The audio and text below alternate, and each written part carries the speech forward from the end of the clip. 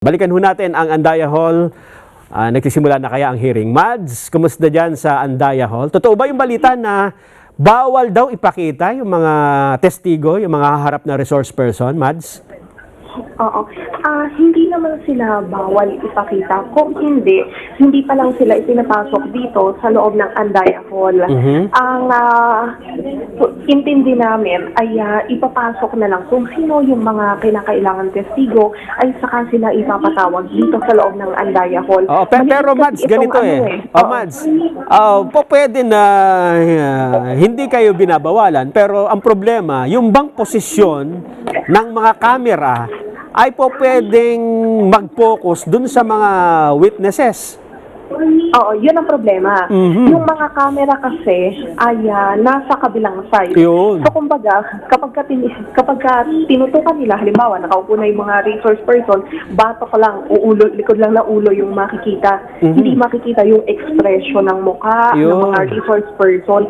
Yun ang kanina pa nga namin actually inirereklamo dito. Dapat kasi, sa kabilang side, pwede rin maglagay ng camera. So may mga nakapwesto na ron. Ang problema ay pinaalis din sila dahil yun daw ay pwesto ng committee secretariat at saka ng mga stenographer. So lahat ng mga camera, lahat ng mga media na magko-cover ay nandito lang sa kabilang side lahat na nagsisiksikan. So yun ang problema namin, hindi namin makikita yung mismong mukha ng mga resource person. Makikita namin yung mukha ng mga congressista na magtatanong. Pero hindi naman sila yung kailangan mo. Hindi naman sila i-cover mo kundi yung mga resource person. Ayun nga. Kanina, sa pagsisimula, ipinapaliwanag ni nung chairman ng komite na si Congressman Ray Umali na sinubukan naman daw nila na maghanap. Nung una kasi ito ay yung hearing ay dapat na gagawin sa Mitra Building. Sa pagkakataon ko ay pareho ng size yung hearing room doon at saka itong Andaya Hall.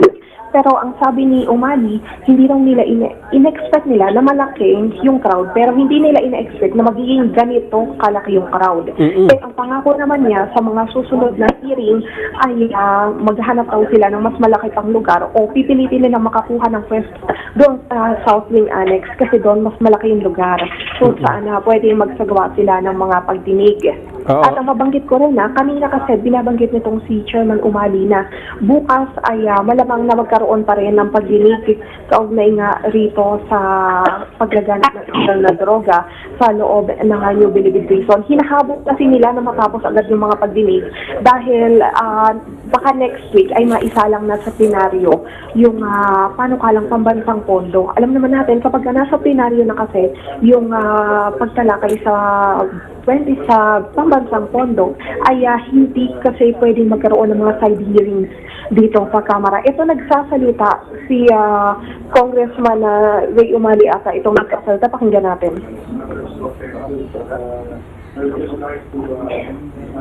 But I would just like to stress the importance of this hearing as may be shown by the many people including the media that are around. This seems to be a matter that ought to be in the priority of the different heads of agencies invited. So having said that, I'd like to bid everyone a pleasant morning. The President has overwhelmingly won on a platform of anti-criminality, anti-corruption, and anti-drugs. The President walked his talk as he vigorously pursued his campaign promises to the point of now being confronted with issues such as the extrajudicial killing.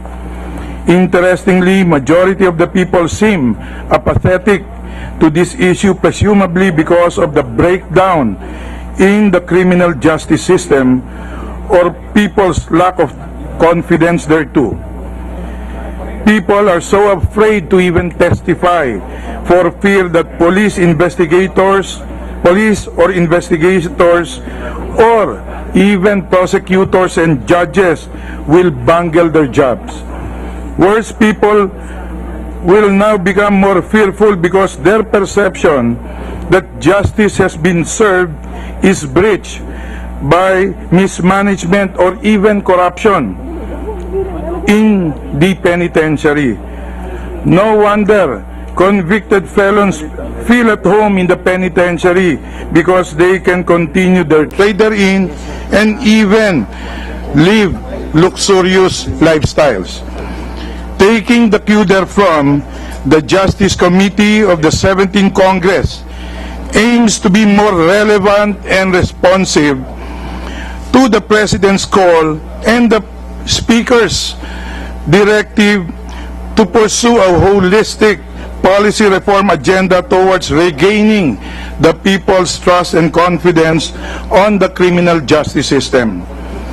To this end, we have restructured and empowered the subcommittees to pursue the needed reforms.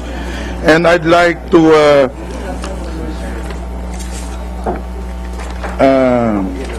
give a rundown of the subcommittees and their chairpersons that we have activated. First is the Subcommittee on Investigation and Enforcement Reforms, and this will be chaired by Vice Chairman Representative Strike Revilla.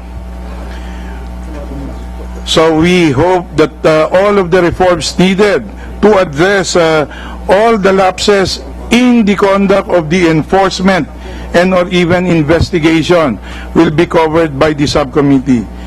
Second is the Subcommittee on Prosecutorial Reform to be chaired by Representative Paulino Salvador Doy Liachon. And the Vice Chairman here will chair it, and we expect that all reforms needed in the prosecution service will be addressed by this subcommittee. Then comes judicial reform. Subcommittee on Judicial Reform that will be chaired by Vice Chairman Representative Vicente Ching Veloso, a former Justice of the Court of Appeals, to handle all reforms needed in the judiciary and the performance of these judicial functions. And then likewise, we will cover, as we are in fact covering in this committee hearing, the needed reforms in the correctional pillar of the criminal justice system. So a subcommittee on correctional reform to be headed by Vice Chairman Henry Owaminal to handle all sorts of reforms needed in the Bureau of Prison and all other penitentiaries and jails that we have in this country. Of course, we have our fifth Vice Chairman, Representative Arnulfo Noli Puentebella, who will also chair the Subcommittee on Immigration, Deportation, and Naturalization. We have another committee, Special Concerns, but we are still awaiting the election of the Vice Chairman who will handle special.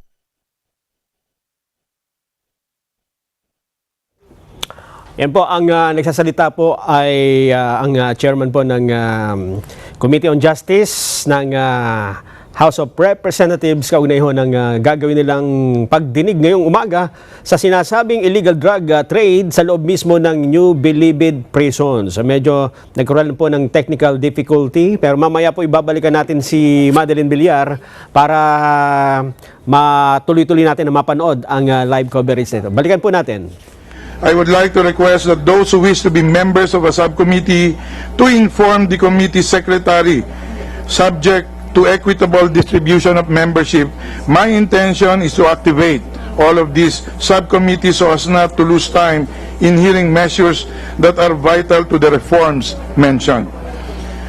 Now, for part one of today's committee hearing, there are two such measures that require our immediate attention, since they are priority measures mentioned by the President no less during his SONA and by the Speaker during the opening of the first regular session. These are: 1, the restoration of the death penalty for heinous crimes, and 2, the lowering of the minimum age of criminal responsibility. There are currently 7 House bills on restoring the death penalty and 4 bills on lowering the minimum age of criminal responsibility. Likewise, I have a letter from Honorable Kakabagao, who wishes that her House Resolution 241, entitled a resolution directing the Congressional Committee on the Welfare of Children to conduct an inquiry in aid of legislation on the effectiveness of Republic Act 9344 as amended by Republic Act 10630, otherwise known as the Juvenile Justice and Welfare Act, and its impact on children, of if the minimum age of criminal responsibility is lowered, to be covered by this particular hearing. At any rate, we will just give a brief moment for the sponsor or sponsors of this bill to introduce the subject, and what we will do thereafter is just download it or refer it to the respective subcommittees, so that we can now proceed with the awaited hearing on House Resolution 105, which was filed on July 21, 2016, and this is authored by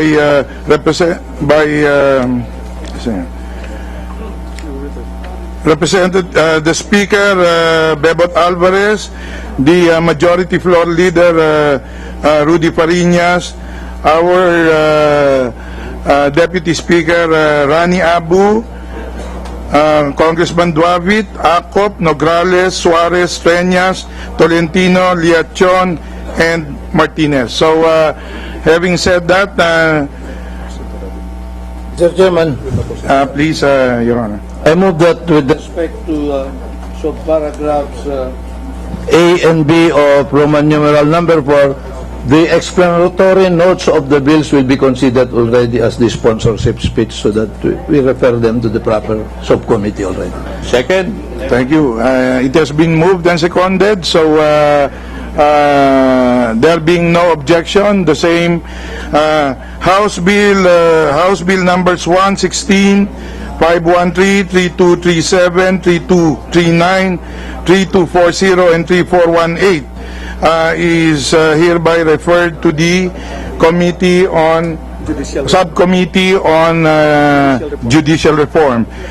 While House Bills numbers 2, 505, 1609, and 209 is hereby referred to the two subcommittees on prosecutorial reform and correctional reform. So you are hereby directed to immediately carry out the mandate of your subcommittees, so that you can report it out to the Mother Committee for appropriate disposition.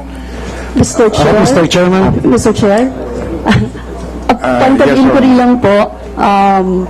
Mr. Chair, this representation delivered a privileged speech on August 2, putting on record the position of Gabriela Women's Party, as well as the position of different children's organizations opposing the lowering of the minimum age of criminal responsibility of children. I believe that my speech has been referred to the Committee on Rules and to the Committee on Justice last September 6, 2016.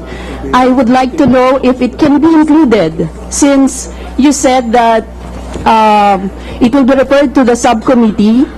I would like to express my, I would like to put forward my intent to be a part of this subcommittee because I am not, I'm still not a member of the Committee on Justice. I would also like to put forward my intent to be a member of the Committee on Justice.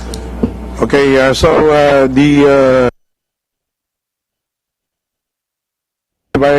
request the COMSEC to please validate whether this privilege, is it a resolution or privilege? A privilege speech has been referred by the Committee on Rules to the Committee on Justice, and we still have vacant membership positions. You might wish to at the proper time make representations with the leadership for your membership to this committee and the subcommittee. Thank you very much, Mr. Chairman, Yes, please, Deputy Speaker. from the explanation of the chair, there being other measures with similar subject matter as House Bill number 1, that is the reimposition of death penalty. May I therefore move that all these bills be consolidated and House Bill number 1 be the surviving bill. I move, Mr. Chairman. I hereby direct the subcommittee on judicial reform to please look into this matter for appropriate disposition. Thank you. Mr. Chairman, similar motion insofar as House Bill number 2 and other pending measures with similar subject matter, that they be consolidated into one, and House Bill number 2 be the surviving bill. Same directive to the subcommittee on prosecutorial and correctional reform to take note of this and submit to the mother committee your action thereto. So, having covered the first part of our agenda, we now go to House Resolution number 105.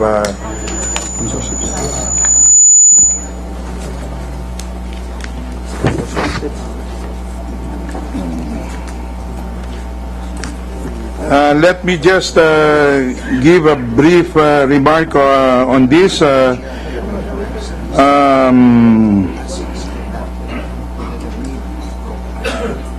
As we now proceed to tackle resolution calling for an investigation in aid of legislation on the proliferation of drug syndicates at the National Bureau of Prison.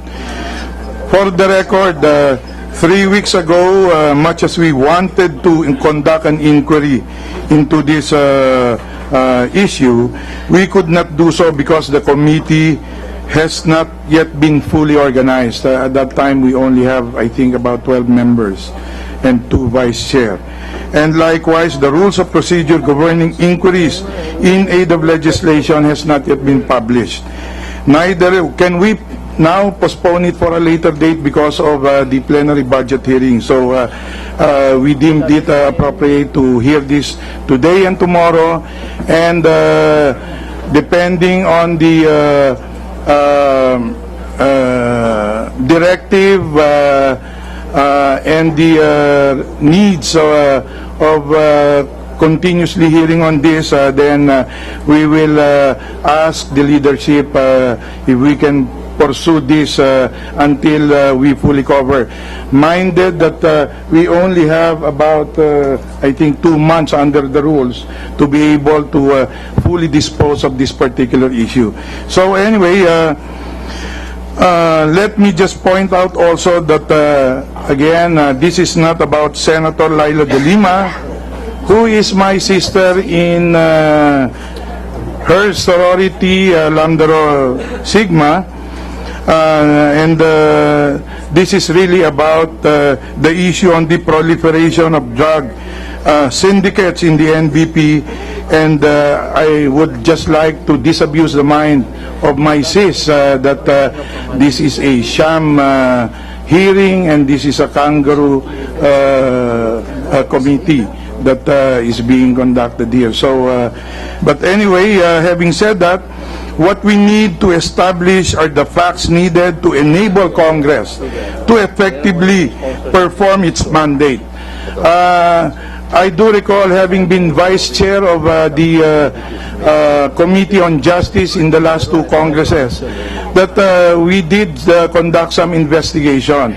But the trouble is, while we did some investigation, the problem persisted and probably it was even aggravated. So these are the things now that we would want to put a closure on by this committee, and we want to do it as holistically as possible, covering not only the correctional aspect of the criminal justice system, but the three other pillars, so that the fifth pillar, and that is the community, will regain trust and confidence in the criminal justice system. Our goal is to come up with a report containing the findings of our investigation. This report will also contain our recommendations based on our findings, which will take either one of three forms or all of three. A new legislation, a remedial or a mandatory legislation, or a directive to the appropriate agency to issue the necessary administrative regulations as part of our oversight functions in Congress.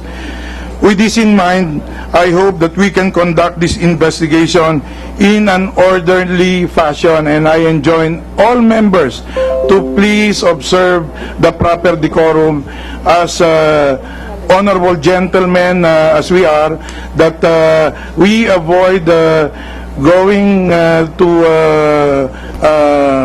issues on personality, but stick to the issues at hand. I understand that we have witnesses with testimonies that would help us determine the cause of the problem of proliferation of drugs and drug syndicates in the New Bilibid prison, and who among the responsible government officials before and even today are culpable through direct participation or through gross inexcusable negligence in allowing these syndicates to proliferate while inside the supposed maximum security compound. The commitment to the NBP of persons convicted by final judgment is supposed to be the final act to the victims of criminality in this country. These convicted persons are supposed to serve their sentence as punishment imposed on them by the judiciary and be reformed. This is supposed to be the closure for the victims and their families. Unfortunately, the fact that these convicted felons are still able to continue with their illegal activities while incarcerated makes a complete mockery of our criminal justice system. It renders the justice sought by the victims and their families as mere illusions. For how can justice be truly served when the perpetrators themselves are still able to commit crimes with impunity while inside the national penitentiary? This question must be answered in this inquiry, and we must be able to get to the bottom of this issue in order to make sure we put finish to this travesty of justice. So now we would like to request first the Vice Chairman of the Subcommittee on Correctional Reforms to give his opening remarks because this is a matter really that is covered by his subcommittee. Before we proceed to the sponsors of this bill,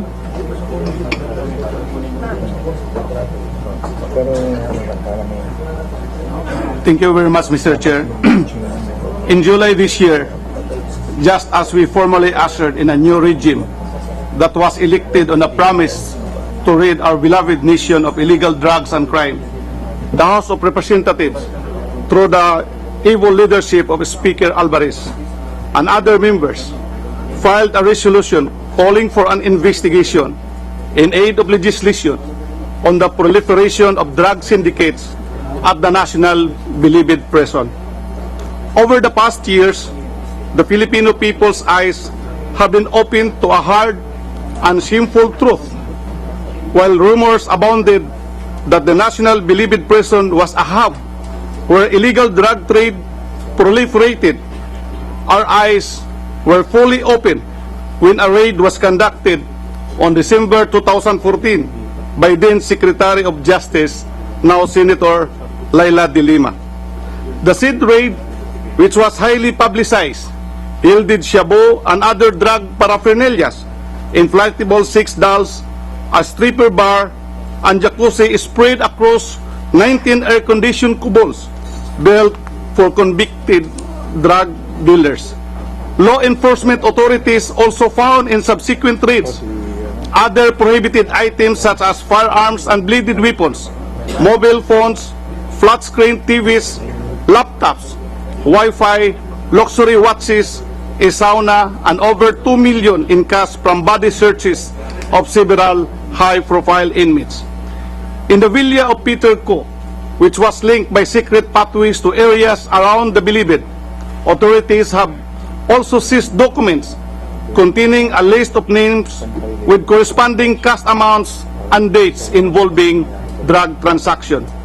Meanwhile, in another kubol occupied by robbery gang leader Herbert Colango, police found a music studio where he was reportedly able to produce a music video that went viral on YouTube. According to news reports, more than 30 raids have been conducted between 2014 to 2016.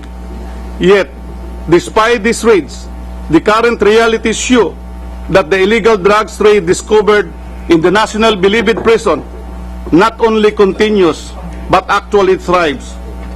Are we to deduce that the illegal drug trade, we should stress, within government property has proliferated because it has actually been allowed to by people in power? Or are we to surmise that because of overcrowded cells, the task of discovering and addressing has become a sheer impossibility for our prison stewards? We must find out whether those tasked with supervising our prisons have turned a blind eye on this phenomenon. Is there truly a shabu factory inside? Or was shabu allowed to be transported inside prison grounds? What were the result of those raids? Were those conducted merely for show, to gain popularity in aid of election, or perhaps to gain leverage for negotiation with the drug lords operating within the NBP? And why is it that cellular phones, supposedly prohibited, and which is the means by which the illegal drug trade is facilitated, continue to be confiscated from the inmates? Again, we come down to the crux of this issue. Why were we unable to stop such flagrant defiance of our laws inside a government institution and manned by employees of the government nonetheless? Instead, the situation has become so dire that our Special Action Force troopers, the creme de la creme of our law enforcement units, have been tasked with guarding the NBP. It is in this regard that we have invited today the executive branch, particularly the Secretary of Justice, Honorable Vitaliano Aguirre, under whose jurisdiction the Bureau of Corrections and NBP fall under, along with the heads of other agencies involved in combating illegal drugs, such as the PDEA, one of his representatives of Director General Lapina, who is on official travel, the able, energetic Director of NCR, Director Wilkins Villanueva, who had accomplished in padlocking so many shabu laboratories recently, and the Philippine National Police, whose PNP chief is represented here by General Magalong, in order to enlighten us on the Duterte's administration efforts to address the issue of proliferation of illegal drugs at the NBP. As the subcommittee's chair in charge of the correctional reforms, I believe this investigation could help us craft legislation that will reform our prison system and ensure that corruption and illegal drug trade are truly weeded out. The House of Representatives, under the leadership of Speaker Alvarez, through this committee, is intent on finding out the truth. Rest assured that we will direct this investigation so that we may be more guided in our legislative actions. We will be taking into account the possible structural, organizational, and cultural weaknesses that allow the occurrence of illegal activities in our correctional institutions. Of particular interest will be whether the time is right to finally proceed with plans to build a new prison facility in Fort Magsaysay in Nueva Ecija. According to the International Center for Prison Studies, ICPS, in 2015, our prison system is the fourth most overcrowded in the world. This committee, during the 16th Congress, upon the initiative of then Senior Vice Chair and now Majority Floor Leader Rodolfo Fariñas, had in fact proposed this measure, and the Department of Justice actually held a bidding for a public-private partnership to undertake this project. We must now ask also the Department of Justice through Secretary Aguirre as to the status of this project. The clamor from our people to thoroughly address the drugs issue has been deafening.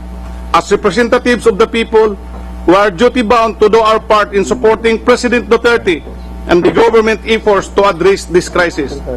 We now have a man at the helm who has staked his life, honor, and the presidency in order to accomplish the mandate given to him by the people.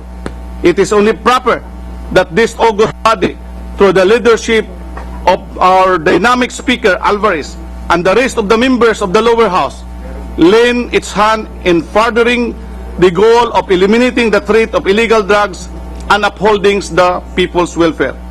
We are conducting this investigation in our desire to correct this deplorable aberration of our government institutions, being at the mercy of individuals and groups who defy the law with impunity. We do this in our hope that those responsible for the mess we are in today are held accountable and put to justice. Thank you very much, Mr. Chair. Thank you, Vice Chair Ominal. So now we will recognize the author of House Resolution 105, the Honorable Minority Floor Leader, Danny Suarez. Thank you. Good morning, Mr. Chairman, members of the Committee on Justice, Secretary Aguirre, distinguished research person, Your Honors.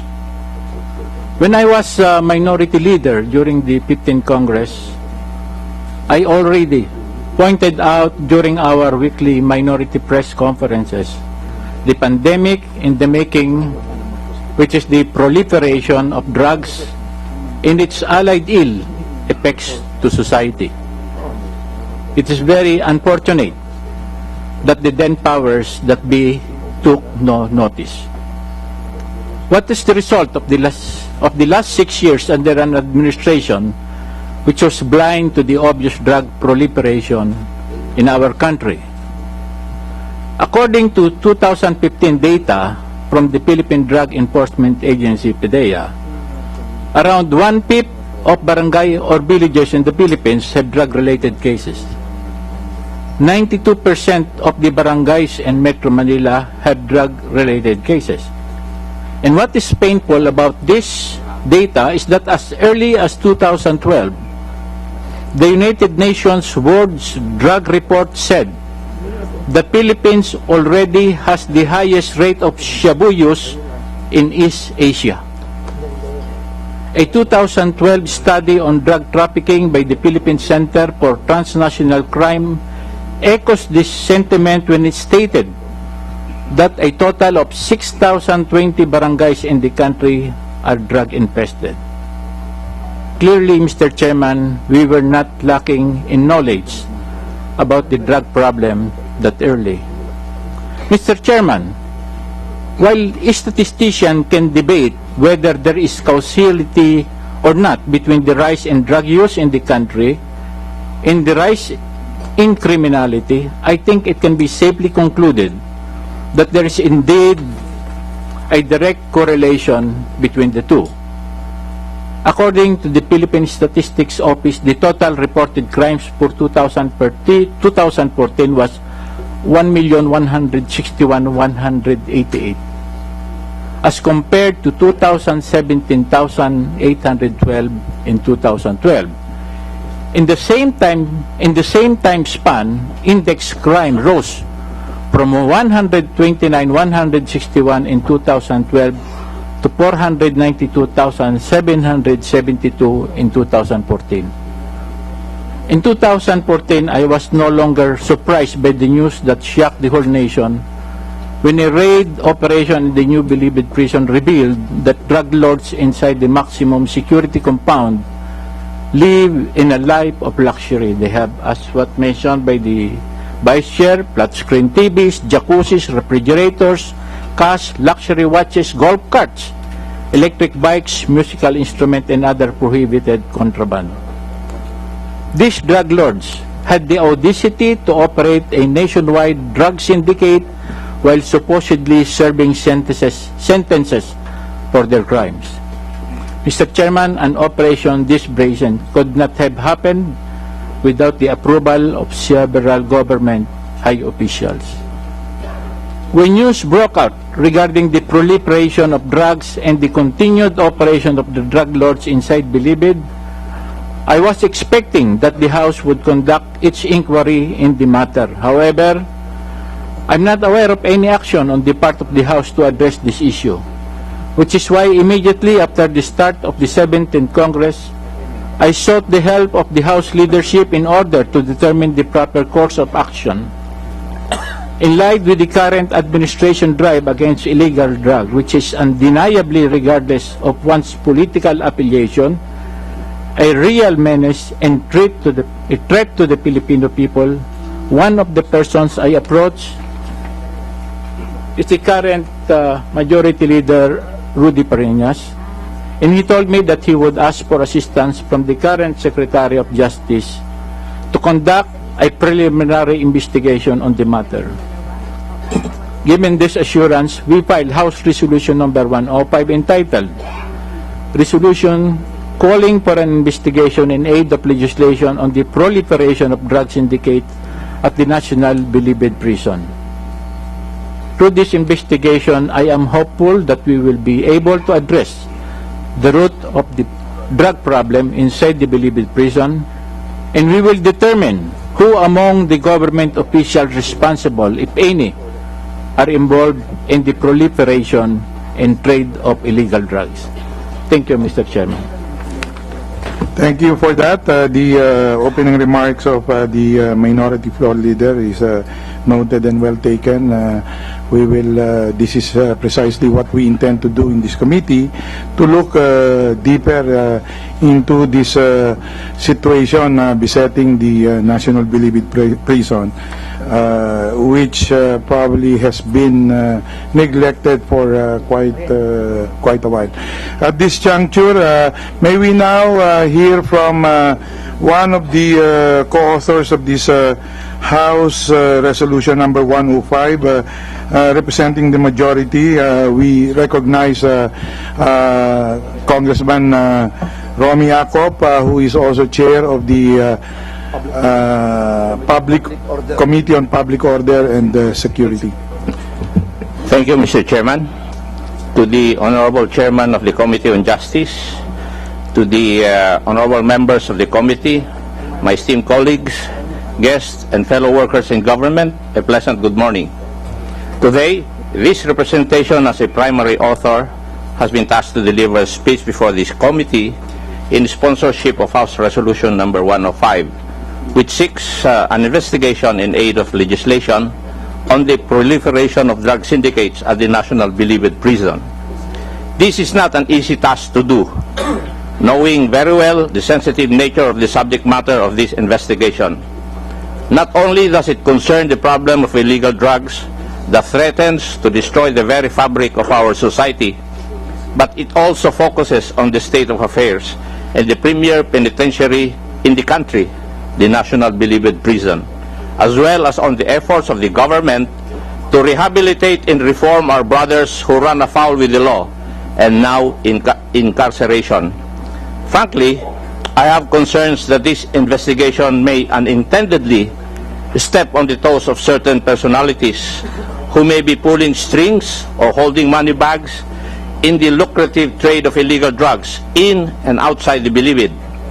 I am also worried that political sensitivities may be unavoidably touched upon and raise hell among the onion-skinned whose names might be dragged in the course of the investigation. But I am willing to take the chance, if only to stand for the principles that as a public servant believe in, that of pursuing integrity in the service of the people and ensuring a peaceful and drug-free society for our people to live in. I am deeply frustrated by the fact that in a supposedly tightly guarded prison facility, illegal activities like trafficking of illegal drugs, even of women, kidnapping and murders take place. Intelligence then and evidence now reveal that some high-profile inmates remain to be the central figures in the illegal drug trade, even while imprisoned. They allegedly, as what this investigation now aims to determine, collude with law enforcement officers, prison authorities, and government personnel who are reported to be in their payroll. Their network appears to be well entrenched and has become a business empire with headquarters at the National Bilibid Prison. This investigation is about cleansing the principal penitentiary in the country of all the evils of drug trafficking inside the facility, which threaten the well-being not only of the inmates, but of all drug dependents who astonishingly derive their supply from the operations of drug syndicates conveniently nestled inside the National Bilibid Prison. It is about calling to task the men and officers of the Bureau of Corrections for their failures in the administration of the facility that have aggravated the drug menace inside the prison and have put to doubt the efficiency and effectiveness of the government's inmate rehabilitation and reformation programs. It is time to call a spade and identify these erring custodial officials and officers who are in cahoots with the drug lords inside the prison facility who are making a kill in their profits from the illegal drug trade. It is payback time. It is time to put a new human face to the ill-reputed National Bilibid Prison. I have strong faith in the able leadership of the chairman of this committee and its members that the investigation will be conducted in the spirit of utmost objectivity, fairness, and with due regard to the rule of law. At the end of the day, our common objectives remain the same: to ferret out the truth, to eliminate the drug menace in the country, and to restore the people's trust to our government. These goals we hope to attain by coming up with the proposed remedial legislation as a result of this investigation. May divine providence guide us in this endeavor. Maraming salamat po. Thank you, Honorable Acop. Thank you, distinguished authors of House Resolution 105.